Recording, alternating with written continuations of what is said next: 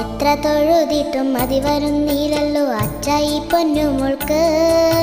മനമാകെ ആനന്ദം കൊണ്ടെന്റെ കണ്ണിലും കണ്ണുനീർ വന്നുവല്ലോ. പാഠങ്ങളെല്ലാം എളുപ്പമായി തീർത്തിടാൻ പ്രാർത്ഥിച്ചിടണം മോളെ.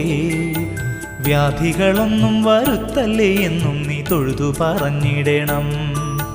ഭക്തിയോടെന്നും ആ നാമങ്ങൾ ചൊല്ലിട്ട് പാദം വണങ്ങിടുമ്പോൾ ചിത്തശുദ്ധിയോടെ ജീവിക്കുവാനും അനുഗ്രഹമേകുമല്ലോ.